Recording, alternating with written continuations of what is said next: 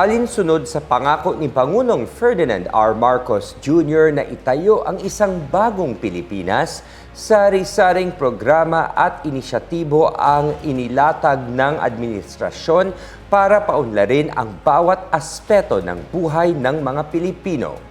Sa mga nakaraang State of the Nation address ni Marcos, iniulat niya kung alin sa mga ipinangako niya mula sa kanyang pangangampanya ang natupad at malayo na ang narating. Ngayong nalalapit na ang ikalimang State of the Nation address o SONA ni Pangulong Ferdinand R. Marcos Jr., ating balikan ang ilan sa kanyang mga naging pangako at prioridad noong nakaraang SONA at ano ang mga natupad ng administrasyon sa nakalipas na taon.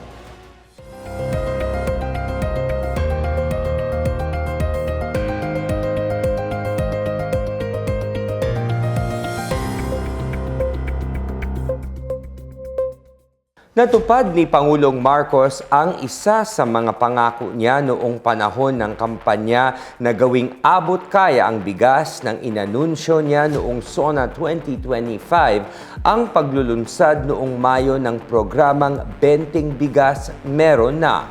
Ito ay kabilang sa mga hakbang ng gobyerno para matiyak ang seguridad sa pagkain sa bansa. Sa ilalim ng programa, nagbebenta ang mga kadiwa ng Pangulo Store sa buong bansa ng 20 pesos kada kilong NFA rice sa mga nangangailangang sektor tulad ng mahihirap, senior citizens, solo parents, persons with disabilities at mga benepisyaryo ng Pantawid Pamilyang Pilipino Program at Walang Gutom Program. Nakinabang din ang mahigit 94,000 na magsasaka sa mas mataas na presyuhan sa palay ng National Food Authority. Bukod sa patuloy na paghahatid ng mas murang bigas, nangako si Marcos na palalawakin ang Walang Gutom Program para maabot ang 600,000 kabahayan na pinakanangangailangan ng makakain at nutrisyon. Makikipagtulungan din ang Department of Social Welfare and Development at Department of Education para maisulong ang programa sa mga eskwelahan at daycare center. Sa ngayon, 22 probinsya sa 10 rehiyon ang nakikinabang sa Walang Gutom Program. Sa 2027, inaasahan niyang aabot sa 750,000 kabahayan ang maaabot ng feeding program. Maglalabas din ang DSWD ng Electronic Benefit Card para sa 1,000,000 kabahayan. Samantala, naging maugong ang SONA 2025 nang ibulgar niya ang mga irregularidad sa libo-libong flood control project na nauwi sa malawakang pagbahang dala ng habagat at mga bagyong Krising, Dante at Emong. Kasabay ng kanyang mariing pagkondena sa katiwalian sa pampublikong infrastruktura, agad niyang iniutos ang pagbusisi sa mga proyektong poprotekta dapat sa mga komunidad mula sa mga pagbaha.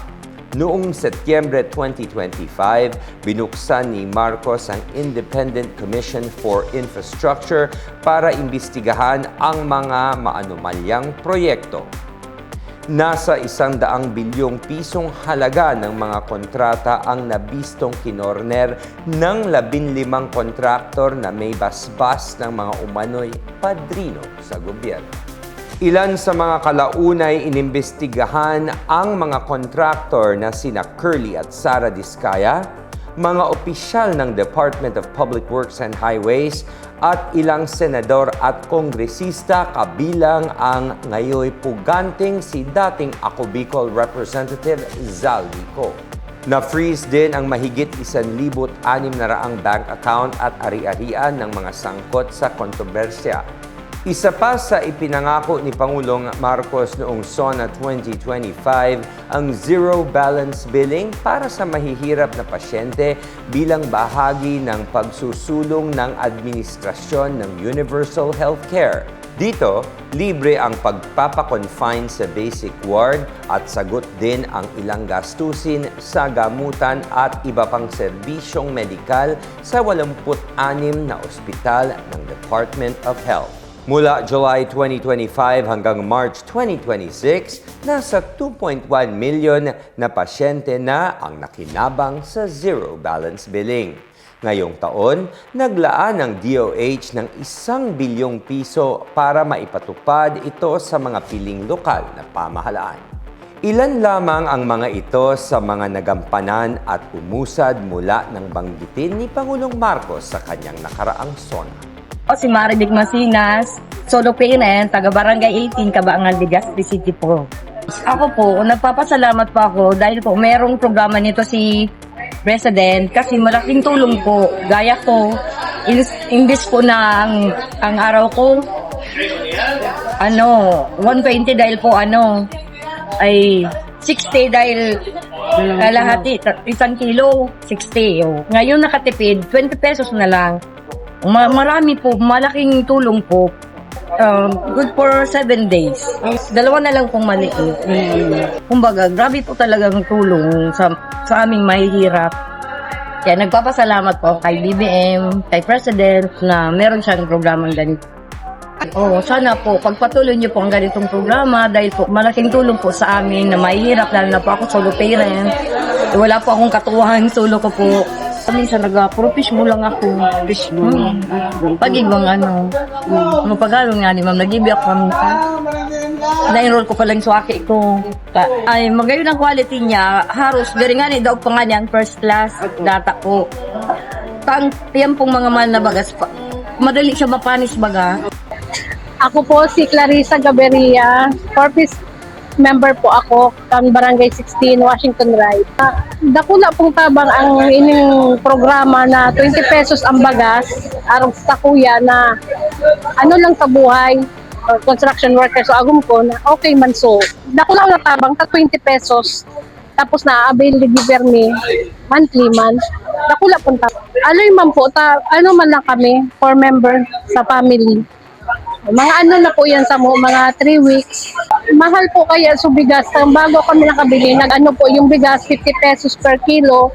Ngayon po, 20 pesos. Takula natabang na po. Imbes po, so duman na sa pang-ulam, pang ng mga bata, pang-baong-baong. Maganda po yung bigas, maalsa, paputi. Para po kay President, maraming salamat po nagkaroon nitong ganitong klaseng programa na 20 pesos po yung bigas. Malaking tulong po sa mga tao. Hello, good afternoon po, President Ferdinand Marcos Jr. Malaki pong pagpapasalamat namin sa bigay mo sa amin ng pribilehiyo itong yakap. Kasi nakakatulong po lalo na sa mga underprivileged po, hindi lang po, kahit po yung mga retiree na mga mababa ang pensyon. Nagpapasalamat po sa iyo. Malaki po, kaya Diyos na lang po ang bahala sa iyo. Ingatan ka po sa buhay mo. Thank you po. Thank you. Dakong pasalamat na ako sa DSWD. Isang ko sa langit kita ako pasalamat kay natabangan na akong pamilya ni. Kay makikita akong libo, ika-buhi sa akong pamilya. Salamat kayo sa DSWD. O, labi na karon sa Piaot, kurting lipayan ako kay makapalit ako bugas. Among kinanglan sa balay, makapalit na ko. Salamat kayo sa DSWD. Ako si Elisa Magno, nakatira sa Barangay 4. Puro 4, Barangay 23. Siyang akong madawat na kwarta ng 3,000 every 2 months. Palit na ako bugas, mga pagkaon na ako na. Bako'y maintenance na kinainom. Ilang taon ka naman? 73 akong edad. President Bongbong Marcos, salamat sa imong gihatag ani. Kay sa imong papa nakadawat yun ko pinaskuhan na siguro mga akuan pa ko ato mga high school sir. Nakadawat ko pinaskuhan. Maski unsa kalisod paglinya at tumi dito sa Adamson University, linya yun ko ana para may magadaw sa among pinasuhan. Nagpasalamat po sa imo ha President Bongbong Marcos sa imong gihatag sa among tabang sa mga senior. Daghang salamat kaayo sa imo. At sa susunod na linggo, ihahatid ni Pangulong Marcos ang kanyang SONA, kaya naman mahalagang masaksihan ito ng bawat mamamayang Pilipino upang masuri kung naayon ba ang mga hakbang ng gobyerno para iangat ang kapakanan ng Pilipinas.